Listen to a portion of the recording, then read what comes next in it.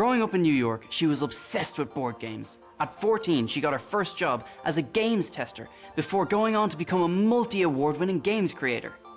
Ava and Millie meet Brenda Romero for a gamer chat about where video games came from and ask the ultimate question: will they ever become extinct?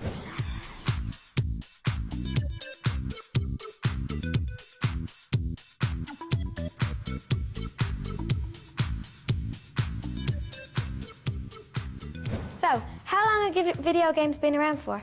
Video games have been around a long time, longer than most people know. They even go back into the 50s. There was a game called Tennis for Two that was made in, I think, 1954 by a guy named Willie Higginbotham. What a name. It was a name, all right. Why over the last few decades have video games become so popular? What's their appeal? Gosh, so many different things. I mean, for starters, they're just fun. It's fun to do things that you can't normally do. Like, who wouldn't want to fly a dragon or, you know, take their car into outer space, right? So games are primarily about wish fulfillment, you know, just being able to do something in a virtual world. Say, like, you know, we could go to theme parks and do something in a real world, or go into a video game and do something similar, but usually really cool. And you're an award-winning game designer. What does a game designer do? What is a game designer? You know what? I get paid to make up fun stuff. I get paid to daydream.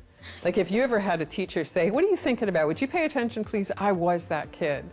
And so basically we dream up worlds in which you play.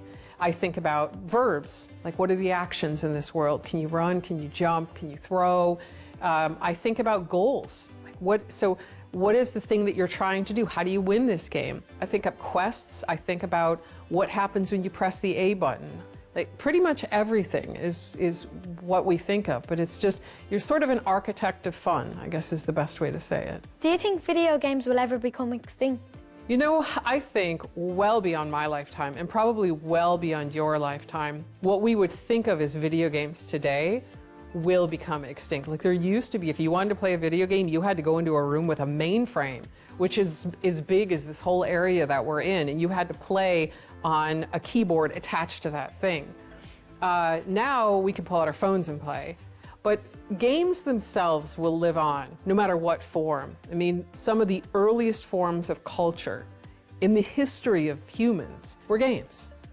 And so they will live on in whatever form. The Olympics are games. Hurling is games, right? Like, all of these things are games, whether they're video games or not. As long as we stay human and we don't mutate into some weird alien life form, and then probably we would just have weirder, different games, but we'll always have games. And how do you think video games help develop skills?